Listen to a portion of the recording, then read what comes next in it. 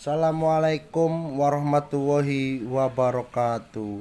Om Swastiastu, salam budaya, salam kebajikan. Selamat datang di channel Denny Ni, jurnal sejarah dan spiritual. Video kali ini saya akan mengulas tentang Kerajaan Galuh. Kerajaan Galuh adalah kerajaan Sunda di Pulau Jawa yang wilayahnya terletak di Sungai Citarum, di sebelah barat Sungai Cisarayu, juga Cipamali, Kali Brebes. Di sebelah timur kerajaan ini adalah Kerajaan Kendan, bawahan Kerajaan Tarumanegara. Setelah runtuhnya Kerajaan Tarumanegara, Kerajaan Sunda Galuh berada di Jawa Barat. Kerajaan ini merupakan kerajaan Hindu terakhir di Tatar Sunda yang merupakan kombinasi kerajaan besar di Sunda, yaitu Sunda dan Galuh Raya. Naskah kuno Carita Parayangan yang ditulis pada abad 16 menceritakan tentang Kerajaan Galuh dimulai pada waktu Rahyang Tari Medang Jati yang menjadi Raja Resi selama 15 tahun. Selanjutnya diwariskan kepada putranya di Galuh, yaitu Sang Werti Kandayun. Saat Raja Linggawarman, Raja Tarumanegara yang berkuasa di tahun 666 Masehi, meninggal dunia pada tahun 669 Masehi. Tarumanegara jatuh pada tahun 669 Masehi. Kekuasaan Tarumanegara jatuh ke Sri Maharaja Tarusbawa, menantunya dari Kerajaan Sundapura, salah satu wilayah di bawah kekuasaan Kerajaan Tarumanegara. Karena sang Raja Tarusbawa memindahkan kekuasaannya ke Kerajaan Sundapura, pihak Kerajaan Galuh yang dipimpin oleh Werti Kandayun yang menguasai di tahun 612 Masehi memilih untuk berdiri sendiri sebagai kerajaan. Batasnya adalah Sungai Citarum. Werti Kandayun mempunyai 3 anak laki-laki, yaitu Rahyang Sempak Wajah yang menjadi resi guru di Gunung Galunggung, Rahyang Kidul yang menjadi resi di Denun, dan yang terakhir Rahyang Mandi Minyak. Setelah menguasai Galuh selama 90 tahun, dari tahun 612 sampai 702 Masehi, Raja Werti Kandayun diganti oleh Rahyang Mandi Minyak, putra bungsunya, sebab kedua kakaknya menjadi resi guru. Dari pernikahannya Nyai Pawanci, Rababu, dan Sempak Wajah dikaruniai 2 anak, yaitu Demu Nawan dan Purba Sora. Akibat tergoda kecantikan iparnya, Mandi Minyak sampai keseret ke perbuatan nista sampai melahirkan putra bernama Sena. Sedangkan dari istri Dewi Parwati, putra dari Ratu Sima dan Raja Kertikeyasinga, Mandi Minyak mempunyai anak perempuan bernama Sayana, dan Sena mempunyai putra bernama Rakyan Jambri, atau disebut Sanjaya. Kekuasaan Galuh yang diwariskan pada Mandi Minyak tahun 702 sampai 709 Saka. Kemudian kekuasaan Galuh diteruskan putranya bernama Sena. Karena merasa mempunyai hak raja di kekuasaan Galuh dari sempak wajah ayahnya Denunawan dan Purbasora merebut kekuasaan Galuh dari Sena pada tahun 716 Saka. Akibat terusir dari kerajaan Galuh, Sena dan keluarganya pergi ke Merapi di sebelah timur dan menikah dengan Dewi Citra Kirana, putri dari Resi Padmahari Wangsa, Raja Indraprasta.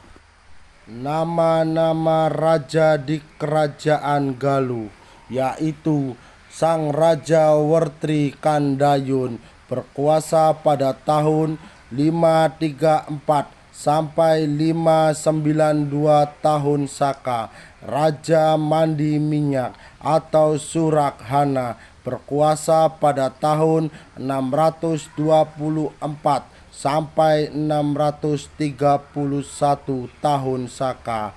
Raja Sena atau Sana berkuasa pada tahun 631 sampai 638 Saka.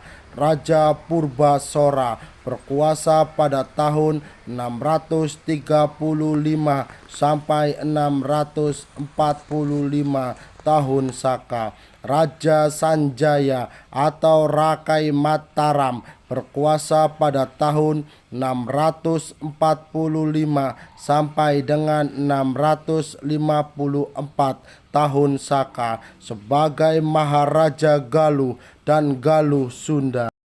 Raja Manara atau Ciungwanara berkuasa pada tahun 661 sampai 705 tahun Saka sebagai penguasa Galuh. Raja Manisri atau Lutung Kasarung berkuasa pada tahun 705 sampai 721 tahun Saka. Raja Welengsa berkuasa pada tahun 728 sampai 735 tahun Saka. Prabu Linggabumi berkuasa pada tahun 735 sampai 774 tahun Saka. Raja Dangyang Guru Wisuda berkuasa pada tahun 774 sampai 842 tahun Saka. Prabu Jayadrata berkuasa pada tahun 843 sampai 871 tahun Saka, bergelar Ratu Galuh. Prabu Harimurti berkuasa pada tahun 871 sampai 888 tahun Saka. Prabu Yudanagara berkuasa pada tahun 888 sampai 910 tahun Saka. Prabu Lingga Sakti berkuasa pada tahun 910 sampai 934 tahun Saka. Resih Guru Dharma Wasatya Dewa berkuasa pada tahun 934 sampai dengan 949 tahun Saka. Prabu Arya Tunggal Ningrat berkuasa pada tahun 987 sampai 1013 tahun Saka. Resih Guru Batara Hyang Purnawijaya berkuasa pada tahun 1034 sampai dengan 1043 tahun Saka. Batari Hyang Janawati berkuasa pada tahun 1043 sampai 1074 tahun Saka sebagai Ratu Galuh yang beribu kota di Gunung Galunggung. Prabu Darmakusuma berkuasa pada tahun 1074 sampai 1079 tahun Saka. Prabu Guru Dharma Siska berkuasa pada tahun 1097 sampai 1219 tahun Saka. Rakyan Saunggala berkuasa pada tahun 1109 sampai dengan 1219 Saka. Maharaja Citraganda berkuasa pada tahun 1225 sampai dengan 1233 tahun Saka. Maharaja Linggadewata berkuasa pada tahun 1233 sampai dengan 1255 Saka. Maharaja Ajiguna berkuasa pada tahun 1255 sampai dengan 1262 tahun Saka. Maharaja Ragamulya berkuasa tahun 1262 sampai dengan 1272 tahun Saka.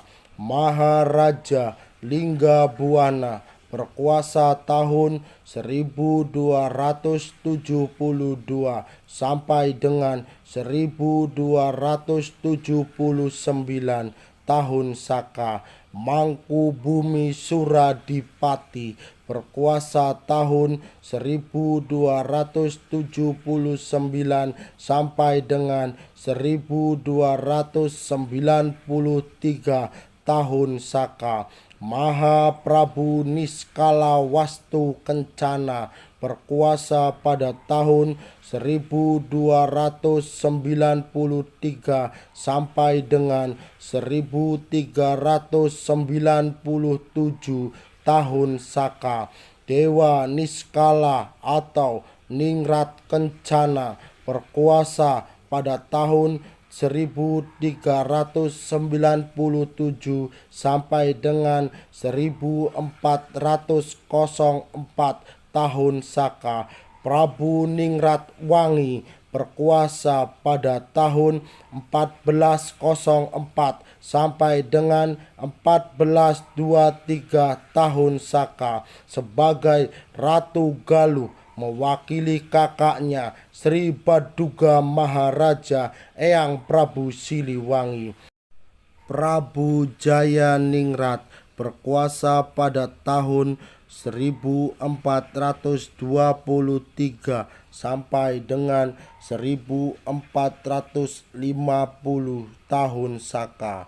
Prabu Jayaningrat bukan Ratu Galuh terakhir dan kerajaan Galuh tidak ditaklukkan oleh kerajaan Cirebon, namun Kawali tidak jadi pusat kerajaan Galuh tetapi pindah ke Galuh Selawe Pangauban di Ciamis. Maharaja Cipta Sangyang di Galuh Selawe berkuasa pada tahun 1528 sampai dengan 1595 tahun Saka di Ciamis. Masa kerajaan Galuh berakhir di zaman Mataram pada tahun 1595 Masehi. Saat itu raja-raja di Pulau Jawa termasuk Galuh diturunkan statusnya menjadi kebupatian oleh Mataram.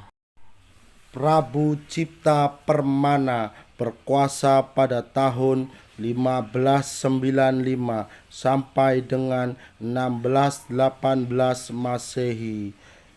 Raja kerajaan Galuh terakhir, Adipati Panaikan, adalah Bupati Galuh pertama pada tahun 1618 sampai dengan 1625 Masehi. Sepeninggal Prabu Jayaningrat, penguasa Galuh Kawali dalam pengaruh Cirebon, Pangeran Dungkut atau Lungkut berkuasa tahun 1528 sampai dengan 1575 Masehi. Ialah putra lanang Buana, Raja Kuningan, menjadi penguasa Galuh Kawali pengganti Jayaningrat. Sementara di wilayah Galuh lain, yaitu Galuh Pangauban atau Ciamis, nama Galuh muncul lagi yang ingin menjadi Ratu Galuh yang menguasai kerajaan kecil terletak antara Pamali dan Cisang Garung, lalu ke daerah aliran sungai Citadoi yang dirancang oleh Pucuk Umun, dibangun oleh Ki Kamalarang yang dibantu oleh penduduk, membangun keraton Galuh kembali yang sederhana. Pada tahun 1516 Masehi, Pucuk Umun karena simpati kepada agama Islam dan ajarannya, beliau pernah memimpin pasukan ke Malaka membantu Raden Pati Unus dari Kesultanan Demak atas perintah Raden Patah. Tetapi Pucuk Umun tidak mau diangkat menjadi pemimpin Islam karena harus menyerang kerajaan Pajajaran, sedangkan Pajajaran adalah eyangnya. Akhirnya Pucuk Umun diasingkan ke ujung kulon bersama istri dan keluarganya. Prabu Haurhuning, putra Pucuk Umun yang menjadi raja di Galuh, yang bergelar Maharaja Prabu Cipta Sangyang Permana, adalah raja kerajaan Galuh terakhir yang beragama Hindu. Prabu Cipta Permana berkuasa pada tahun 1595 sampai 1618 Masehi, adalah Ratu Galuh yang pertama masuk agama Islam karena menikahi Ratu Tanduran Tanjung, putri Maharaja Mahadikusuma, penguasa Cirebon di Galuh Kawali. Sebelum tahun 1596 Masehi, Cirebon belum terikat dengan Mataram. Bahkan daerah Ciamis Utara ada di bawah kekuasaan Cirebon, termasuk Panjalu, Ciamis. Pada tahun 1618 Masehi, Mataram menguasai Galuh. Gelar raja atau ratu atau sangyang diganti menjadi gelar adipati di bawah kekuasaan Mataram. Cerita ini diambil dari beberapa versi dan cerita rakyat. Ambil hikmahnya dan positifnya. Sekian dan terima kasih. Jangan lupa like, komen, share video ini. Wassalamualaikum warahmatullahi wabarakatuh.